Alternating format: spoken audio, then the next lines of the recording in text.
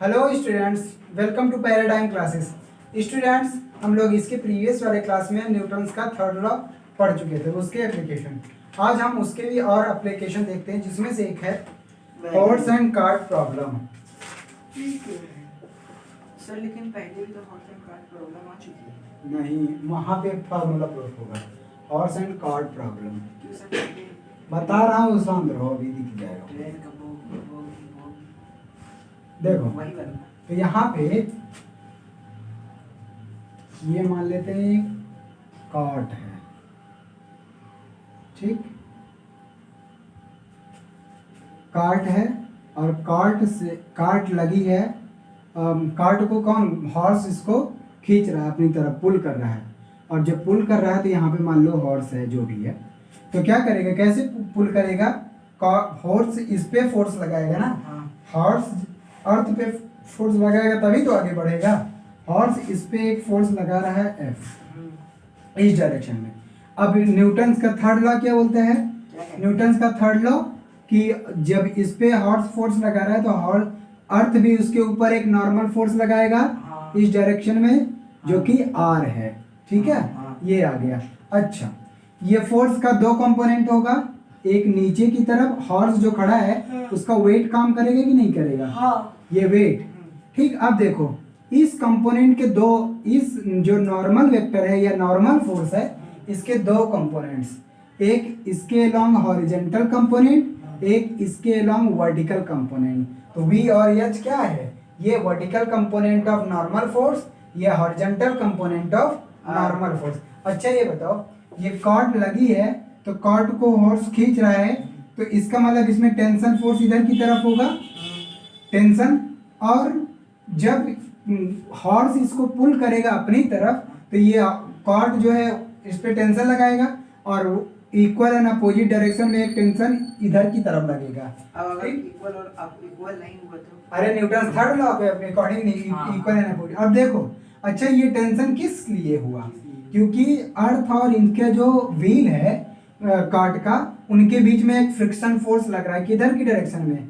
इस डायरेक्शन में, ठीक। इसका मतलब कार्ट पे नेट फोर्स किधर हो गया? नेट फोर्स यही मान लेते हैं, ये F क्या, फ्रिक्शन फोर्स। तो पहले इसमें लिख लो क्या है। F जो है ये friction force on the cart. Cart पे क्या है? Friction force. किधर लग रहा है? अपोजिट टू द मोशन लगता है हमेशा। T टेंशन है, T tension force, tension on the string, जिससे ये कार्ड इससे हॉर्स से लगा हुआ है, ठीक। F क्या है? Force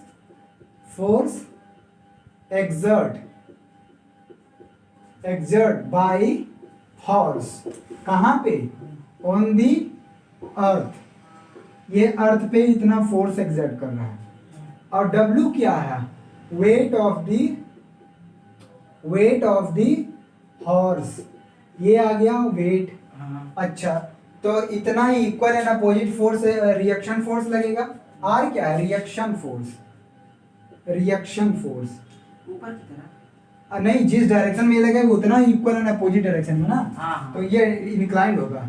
reaction force due to F के कारण। अरे सर यहाँ पे परपेंडिकुलर फोर्स आप कह रहे हैं। हाँ, बता रहा हूँ, रुक जाओ। और H क्या है? Horizontal component of R। H क्या है? Horizontal component of, R cos theta. अभी रुक जाओ, आ रहा हूँ वहां पे ना। Horizontal component of R। R मतलब नॉर्मल फोर्स। और V क्या है? Vertical component of R। Vertical component of R। अब क्या बचा? T टेंशन हो गया, सब कुछ ठीक। अब देखो, अब हॉर्स जो है गाड़ी को खींच लेता है, कार्ट को खींच लेता है। इसका मतलब ये कि अच्छा, ये दोनों आपस में बैलेंस हो जाएंगे।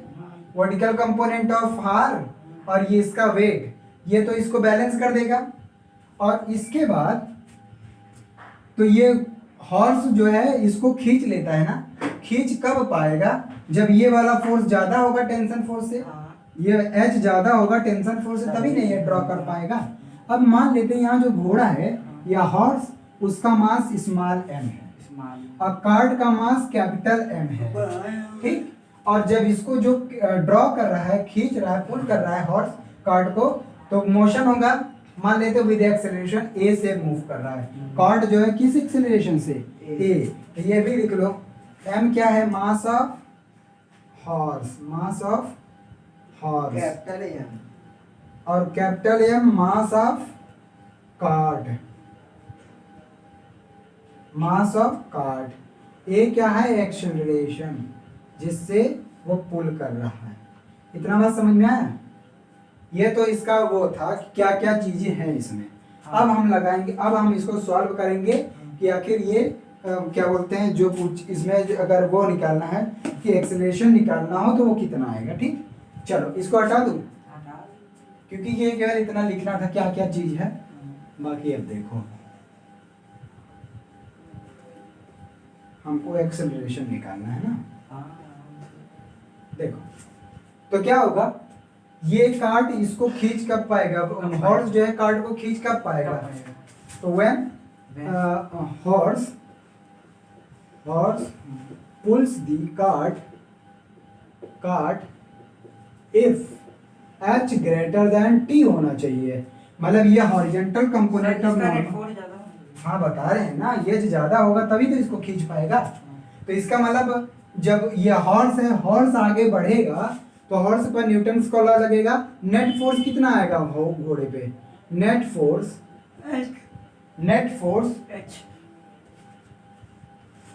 फोर्स कितना आएगा? h माइनस टी, यही ना। ये ज्यादा होगा तो नेट फोर्स मतलब कितना कम होगा? h minus T.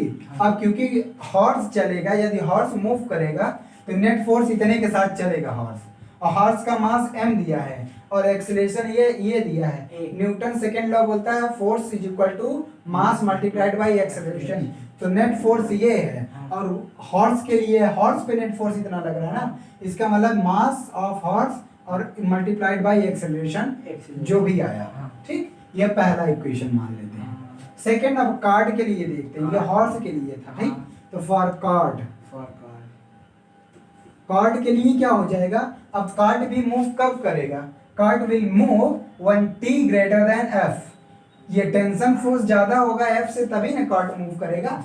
इसका मतलब cart will move if t greater than f मतलब दैट इज फ्रिक्शन फोर्स। अब कार्ट मूव करेगा, इसका मतलब ये ज्यादा। Net force on the cart कितना हो जाएगा? Net force on the cart क्या हो जाएगा? P minus F which will be equal to what? Cart भी same acceleration से, cart will also move with same acceleration as the horse, that is with acceleration A. Here the net force is T minus F which will be equal to by Newton's second law mass of cart multiplied by acceleration. This is equation second. From equation first and second we can find out the value of A by adding equation first and second. By adding equation first and second, we have h minus t plus here t minus f is equal to m a plus capital M mass multiplied by a. T plus t minus cancel out, h minus f is equal to a common capital M plus small m. ये तो a will be h minus f upon m plus m. That is, if mass of cart and mass of horse is known and the force horse पे कितना लगा रहा है वो पता हो, और फ्रिक्शन फोर्स पता हो, फ्रिक्शनल फोर्स कितना लग रहा है कार्ट के व्हील पे ड्यू टू अर्थ, तो हम आसानी से एक्सेलरेशन इसका निकाल सकते हैं। आप ये है कि ये मतलब कि किसी भी फोर्स पे इक्वल है ना, अपोजिट इक्वल है। हाँ ठीक है। तो सर जब ये है तो सर इसमें कैसे नेट फोर्स ज़्यादा हो जा रहा है? नेट फोर्स ये चल रहा है ना, इक्वल है ना, अपोजिट फोर्स तो यहाँ लगा, यहाँ पे भी फोर्स इस पे लगा है तब ना चल रहा है। और चलेगा कब? जब आगे अब ये दोनों फोर्स तो इक्वल है ना कोई, इसके कारण इस डायरेक्शन में कहाँ मूवमेंट हो रहा है? नहीं होता। चल रहा है तो घोड़ा ऊपर चलता है क्या? नहीं। इस डायरेक्शन में जा रहा है ना, इसका मतलब इसका ही ये वाला कंपोनेंट उसको मूव कराएगा, और वर्टिकली वाला नहीं मूव कराएगा, वर्टिकल वाला इससे बैलेंस हो जाएगा, और ये मूव तभी करेगा जब ये ज्यादा है। इसका नेट फोर्स इधर की तरफ है। अगर नेट फोर्स इसका मतलब है कि जो हम लोग आगे की तरफ रहता है उसका वर्टिकल कंपोनेंट हमारे वेट से बैलेंस रहता है। हाँ, हमेशा वो बैलेंस होगा, नहीं तो हम ऊपर नीचे या जो भी ज्यादा होगा, पॉइंट। हाँ ये वहाँ पे ज्यादा बैलेंस रहता है। और ये भी ये तभी चलेगा अगर ये दोनों इक्वल हो जाए, नहीं चल पाएगा। फॉर एग्जांपल जो हॉर्स उसको पुल कर रहा है और गाड़ी की जितना ये टेंशन इस पे लगा रही है, अगर हॉर्स इतना फोर्स नहीं लगा पा रहा है या इतना ही इक्वल का फोर्स लगा पा रहा है तो वो गाड़ी मूव नहीं करेगी। ठीक, ये इसका। अब आते हैं, हो गया, बता रहे हैं।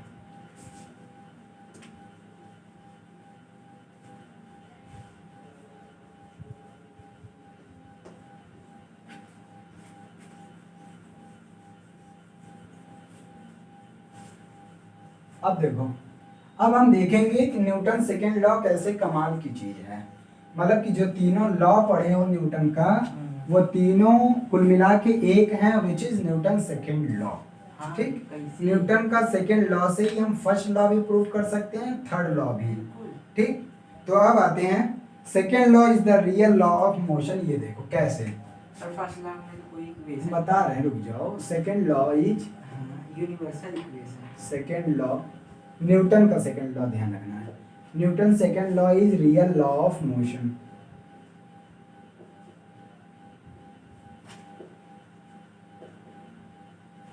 ठीक, तो न्यूटन सेकेंड लॉ क्या बोलता है? Change in momentum, rate of change in momentum with respect to time is equal to force directly proportional to force. या फिर क्या बोलते हो आप, लिख सकते हो F is equal to m a. तो न्यूटन सेकेंड लॉ क्या है? न्यूटन सेकेंड लॉ क्या है? Rate of change in momentum is equal to F is equal to m a लिख सकते हो। ठीक है, अभी मैं बैक टर्म में नहीं लिखा हूं, केवल ऐसे ही। अब देखो, अब हम फर्स्ट लॉ इससे प्रूव करते हैं। फर्स्ट मतलब कि Newton first law from second law. तो Newton's first law from second law कैसे? देखो, अब फर्स्ट लॉ क्या बोलता है बताओ। फर्स्ट लॉ क्या बोलता है न्यूटन का फर्स्ट लॉ क्या है बताओ? न्यूटन का फर्स्ट लॉ क्या है? अच्छा, वो क्या कहते हैं, वो कोई भी बॉडी तब तक अपने रेस्ट में रहेगी, चेंज नहीं करेगी जब तक कि उस पे that is law of inertia. मतलब कि यदि उस पे कोई फोर्स नहीं लगेगा तो उसमें कोई भी चेंज इन मोशन नहीं आएगा, चेंज इन स्पीड नहीं आएगी। हाँ, यूनिफॉर्म मोशन करती रहेगी। इसका मतलब उसके एक्सेलरेशन जीरो। मतलब कि अगर कोई उस पे, यही तो क्या Newton first law, a body if a body moves along a line with certain speed will continue to be in same speed unless or until an external force exert on it, applied on it। हाँ वही है, applied on it, या उस पे कोई जब तक कोई फोर्स है। इसका मतलब देखो, जब कोई बॉडी विद वेलोसिटी v से मूव करेगा तो वो उसी वेलोसिटी से चलती चली जाएगी जब तक उस पर कोई फोर्स ना लगे। मतलब वेलोसिटी में कोई चेंज नहीं आएगा, और जब वेलोसिटी में चेंज नहीं आएगा तो उसको क्या बोलेंगे? Acceleration zero. और एक्सेलरेशन जीरो कब होगा? जब एक्सेलरेशन जीरो कर दोगे तो फोर्स जीरो। यही तो है न्यूटन फर्स्ट लॉ। और ये किससे आया? इसी तो आया। मतलब if F is equal to zero, F is equal to zero implies ma is equal to zero. और मास कभी जीरो हो नहीं सकता, एक्सेलरेशन जीरो, और एक्सेलरेशन जीरो का मतलब चेंज इन वेलोसिटी जीरो। या कर सकते हो वेलोसिटी या स्पीड कांस्टेंट। वेलोसिटी क्या है? कांस्टेंट। और यही तो फर्स्ट लॉ बोला है कि न्यूटन फर्स्ट लॉ क्या हो कि जब कोई बॉडी मूव कर रही है कांस्टेंट स्पीड से, कांस्टेंट वेलोसिटी से, तो वो उसी वेलोसिटी से चलती चली जाएगी जब तक कि कोई इस पे फोर्स ना लगे। तो देखिए, force is equal to zero किया तो वेलोसिटी भी कांस्टेंट। किसी भी ऑब्जेक्ट की वेलोसिटी जीरो और स्पीड हो सकती है। वेलोसिटी जीरो और स्पीड कुछ भी वेलोसिटी जीरो और स्पीड क्या मतलब कह रहे हैं? कह रहे सर किसी भी ऑब्जेक्ट में क्या वेलोसिटी हो सकती है विदाउट स्पीड? बिना स्पीड के वेलोसिटी नहीं होगी। कैसे होगी? स्पीड रहेगा ना। अरे यहाँ पे कांस्टेंट स्पीड हो सकती है बिना वेलोसिटी के। स्पीड हो सकती है, स्पीड तो पॉजिटिव निगेटिव में भी चलता है। हाँ। और स्पीड किसी पर्टिकुलर डायरेक्शन में हो जाए नेगेटिव में कहाँ चलता है? नहीं, वेलोसिटी पॉजिटिव निगेटिव हो सकता हाँ, है, ये स्पीड तो किसी भी डायरेक्शन में हो जाएगा। हाँ यही तो है। तो वो तो क्योंकि यहाँ पे देखो हाँ। फोर्स, देखो फोर्स क्या काम कर सकता है। अगर कोई बॉडी किसी सर्टेन स्पीड से जा रही है, हाँ, उसका स्पीड चेंज कर सकता है, उसका डायरेक्शन चेंज कर सकता है। स्पीड चेंज करेगा तब भी वेलोसिटी चेंज होगी, हाँ। डायरेक्शन चेंज करेगा तब भी वेलोसिटी चेंज होगी। हाँ। इसका मतलब वेलोसिटी कांस्टेंट की बात की। अब सर, इसमें अगर- speed as well as direction दोनों आ एक गया। मिनट, अगर सर कोई ऐसे सीधी लाइन में चला जा रहा है हाँ। कांस्टेंट तो स्पीड से, हाँ 2 मीटर पर सेकंड स्पीड हाँ। से, तो क्या सर वहाँ वेलोसिटी जीरो होगी कि नहीं? वेलोसिटी कैसे जीरो? वेलोसिटी कांस्टेंट होगी। अगर एक ही स्ट्रेट लाइन में जा रही उसको बोलेंगे कांस्टेंट वेलोसिटी ये से। तो कांस्टेंट स्पीड। हाँ, वो तो हो ही गया, लेकिन अगर एक लाइन में चल रहा है तो यहाँ पे आप कह सकते हो वेलोसिटी भी कांस्टेंट, क्योंकि एक पर्टिकुलर स्ट्रेट लाइन एक डायरेक्शन में जा रहा है, वेलोसिटी भी कांस्टेंट, स्पीड भी कांस्टेंट है। ठीक, तो यहाँ पे समझ में आया कि नहीं? फर्स्ट लॉ आ गया कि नहीं समझ में? सेकंड लॉ का यूज किया गया नहीं? हाँ। अरे इसका इस फॉर्मूला, ये सेकंड लॉ था, हाँ। ये सेकंड लॉ। और फर्स्ट लॉ बोलता है कि अगर कोई फोर्स ना लगे किसी बॉडी पे तो उसमें कोई चेंज नहीं आने वाला, बस बात खत्म। हाँ। जब फोर्स जीरो किया तो सच में देखा कि फोर्स कोई चेंज नहीं आया उसकी वेलोसिटी में, वेलोसिटी कांस्टेंट है। यही तो है फर्स्ट लॉ। तो हो गया, लिखने की जरूरत नहीं है। नहीं आया क्या समझ में? आ गया सर। फोर्स जीरो रहेगा, मास उधर भेजेंगे जीरो हो जाएगा। हाँ, वही तो एक्सेलरेशन जीरो में वेलोसिटी कांस्टेंट। और यही फर्स्ट लॉ बोलता है ना, ये कोई body, if a body moves along a straight line with a constant speed या certain velocity will continue to be in same speed and along same path unless or until an external force applied on it, जब तक कि उस पे कोई external force ना लगे। हम जब किए एक्सटर्नल फोर्स जीरो तो एक्सेलरेशन आ गया जीरो, इसका मतलब कांस्टेंट वेलोसिटी से चल रहा है। ठीक, अब आते हैं थर्ड। ये भी है, जैसे मान लीजिए अगर कोई यूनिफॉर्म मोशन में चल रहा है तो क्या सर उस पर फोर्स जीरो हो सकता है कि नहीं? यूनिफॉर्म मोशन का मतलब क्या हुआ? चेंज हमेशा जो कांस्टेंट वो है, तो चेंज इन वेलोसिटी है वो कांस्टेंट है। चेंज इन, तो वहां पे फोर्स लग रहा है, फोर्स जीरो कैसे? यूनिफॉर्म का मतलब एक्सेलरेशन भी कांस्टेंट है। और एक्सेलरेशन मतलब है अगर कोई ऑब्जेक्ट 2 मीटर पर सेकंड से स्ट्रेट लाइन में जा रहा है तो केवल 2 मीटर पर सेकंड से, इसका मतलब उस पे कोई फोर्स है, मतलब कि अब कोई किसी न किसी फोर्स तो वो चल ही रहा है कि कोई ना कोई तो उसको मूव करा रहा है। लेकिन ये कहो कि अब उसमें जो चेंज आएगा वो कोई न कोई बिना किसी फोर्स के दिए वो चेंज नहीं होगा। अगर ये 2 मीटर पर सेकंड की स्पीड से कोई बॉडी चल रही है, इसका मतलब इसमें कोई न कोई एनर्जी है। होगा। हाँ। लेकिन सर अगर खाली ऐसे हमको वो नहीं पता कि कैसे क्या है, हमको कहा कि 2 पॉइंट है, हाँ। देखो इसमें यहाँ से यहाँ तक 2 मीटर पर सेकंड से जा रहा है, तो सर वहाँ फोर्स जीरो होगा ना? हाँ, नेट फोर्स मतलब कि अब ये कहते हो फोर्स, कौन सा फोर्स की बात कर रहे हो? स्पीड कांस्टेंट है या वेलोसिटी कांस्टेंट हो तो उसमें फोर्स का फोर्स तब आएगा जब एक्सेलरेशन आएगा, एक्सटर्नल फोर्स। लेकिन अगर कोई केवल 2 मीटर पर सेकंड की स्पीड से कोई बॉडी ऐसे चलती चली जा रही, इसका मतलब इसमें कुछ न कुछ एनर्जी है, या किसी ने फोर्स से इसको फेंका गया है तब ना। पहले तो कुछ न कुछ एक्सेलरेशन होगा ना, तब तो रहा होगा। हाँ। लेकिन अगर कहो कि वेलोसिटी अगर चेंज कराएं तब फोर्स की जरूरत है, लेकिन अगर वेलोसिटी चेंज नहीं हो रही तो इसका मतलब कोई फोर्स इस पर नहीं लग रहा है। ठीक, कांस्टेंट, अंडर कांस्टेंट फोर्स में ये मूव कर रहा है। जैसे सर्कुलर मोशन हो गया, circular motion with same speed से चलती है, स्पीड सेम है लेकिन वहाँ वेलोसिटी अलग अलग है, लेकिन वहाँ सेंटीमीटर फोर्स के अंडर में वो मूव करता है कि नहीं करता है? तो फोर्स है एक कांस्टेंट, लेकिन अगर उसका अगर डायरेक्शन चेंज करना चाहते हो या पाथ चेंज करना चाहते हो तो आपको फोर्स चेंज करना पड़ेगा। ठीक, ये अब आते हैं Newton third law from second law. Second तो सेकेंड खुद ही है, Newton third law from second law. Third law क्या है? Action reaction. Every action has an equal and opposite reaction, है ना? अब देखो ये बॉडी है, 2 body, body A body B, और बी जो है ए पे फोर्स लगाया तो ये आएगा F A B, force on A due to B, और ए जो है बी पे फोर्स लगाएगा एफ बी ए। ये दोनों इक्वल एंड अपोजिट, हमको प्रूफ करना है ये दोनों इक्वल एंड अपोजिट, यही ना? कि न्यूटन का थर्ड लॉ लाना है सेकंड का यूज करके। सेकंड क्या बोला है, चेंज इन मोमेंटम, क्या change in momentum per unit time is equal to force, क्या अभी इसका थर्ड लॉ का वो नहीं पढ़ेंगे वो फॉर्मूला। अरे फॉर्मूला क्या है, F A B equal to minus F B, ये नहीं था, ये जो था सर, हाँ तो वही। अब देखो, अब इसका यूज करके हमको ये बात लानी है, F A B is equal to minus F B A. देखो कैसे, जब बॉडी ए बी पे फोर्स लगाएगा तो बॉडी बी में मोमेंटम चेंज करेगा कि नहीं करेगा, क्योंकि फोर्स लगेगा directly proportional, Newton second law बोलता है change in momentum directly proportional to force. अगर किसी बॉडी पे फोर्स लग रहा है तो उसके मोमेंटम में चेंज लाएगा। अभी रुका है तो चलने लगेगा, लेकिन मोमेंटम में चेंज आया कि नहीं आया। जब ए बी पे फोर्स लगाएगा तो उसको बोलेंगे एफ बी ए, और इसके मोमेंटम में चेंज लाएगा। इसका मतलब डी पी, अगर एफ ए बी लिख रहे हैं, देखो एफ ए बी का मतलब force on A due to B.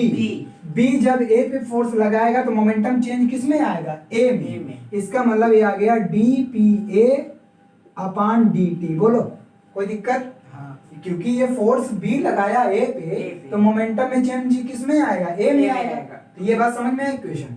Similarly B पे ए फोर्स लगाएगा तो मोमेंटम में चेंज किस में आएगा, बी में। तो ये आ जाएगा F B A is equal to D P B upon D T.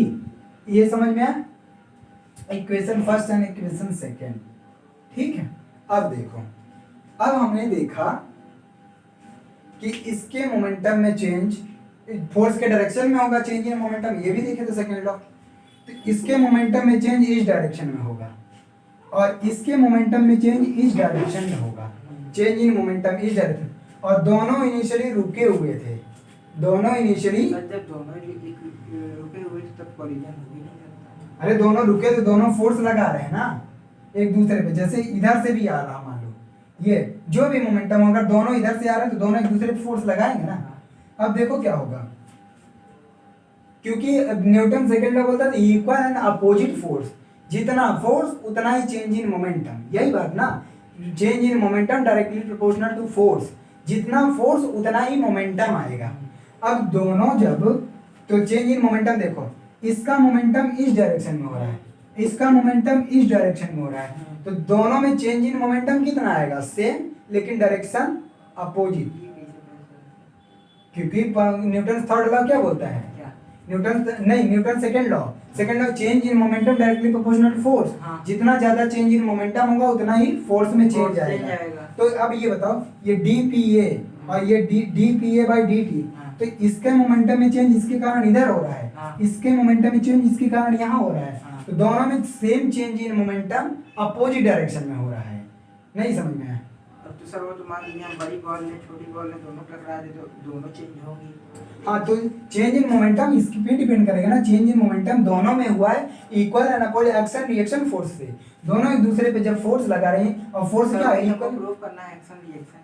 अरे तो ये मोमेंटम से आएगा ना, मोमेंटम में चेंज देखो। दोनों में मोमेंटम में चेंज कितना है, इसके कारण इस पे आया ना। हाँ, बी के कारण तो ये नेट मोमेंटम देगा और उतना ही फोर्स इस पे ये लगाएगा। तो ये D P B by D T, लेकिन ये दोनों चेंज इन अपोजिट डायरेक्शन में हो रहा है। तो चाहे इसको निगेटिव कर दो चाहे इसको निगेटिव कर दो, क्योंकि चेंज इन मोमेंटम अपोजिट है। पहले से पता है कि एक्शन के ऊपर रिएक्शन, ये पहले से पता है। नहीं, वो लाना है, लेकिन change in momentum opposite direction में हो रहा है ना दोनों के कारण। हाँ, चेंज इन मोमेंटम तो अपोजिट डायरेक्शन में है, वो तो कुछ भी हो सकता है। सर मान लीजिए एक ट्रक और एक कार लड़ी, हाँ, दोनों का डायरेक्शन चेंज हुआ, अपोजिट डायरेक्शन में ही होगा। हाँ, अपोजिट डायरेक्शन में होगा, लेकिन ये कैसे मालूम कि इसका मोमेंटम इसका मोमेंटम दोनों बराबर।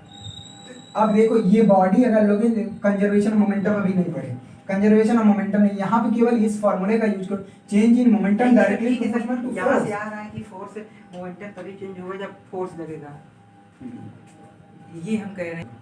ठीक है, देखो तो अब यहाँ में क्या हुआ कि इन दोनों में चेंज इन मोमेंटम दोनों में सेम आएगा, लेकिन अपोजिट डायरेक्शन में, या conservation of momentum.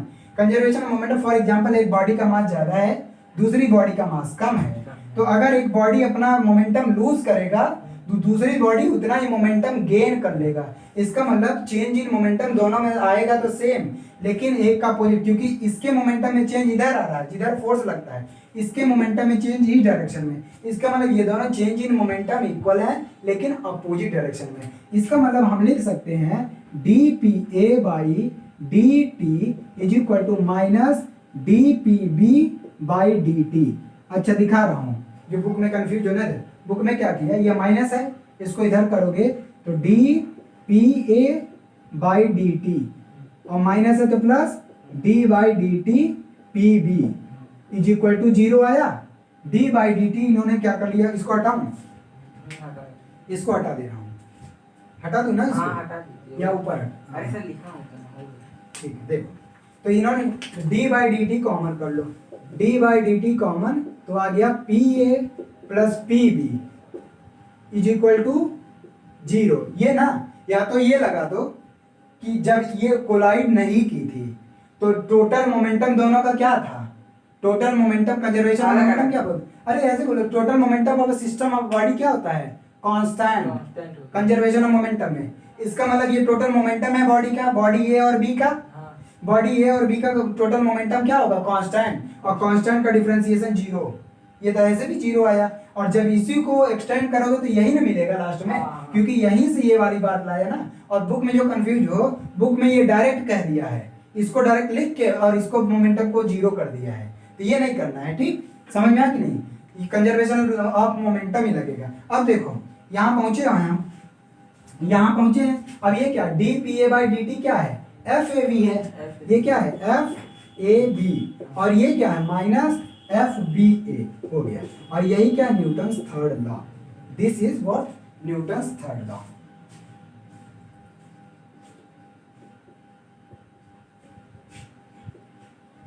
Newton's third law,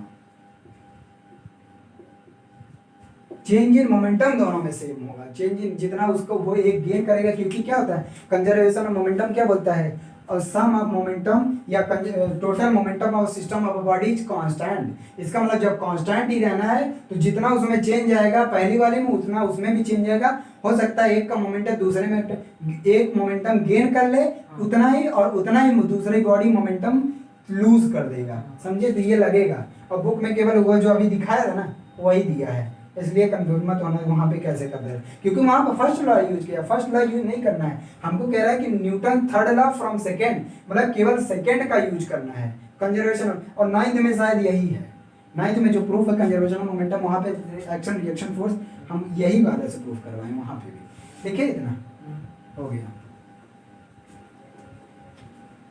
यहाँ कंजर्वेशन वाला नहीं करेगा, भैया कंजर्वेशन ही तो लगाया, ये कंजर्वेशन ही है, change in momentum is equal to दोनों में कांस्टेंट आएगा, लेकिन अपोजिट डायरेक्शन में आएगा।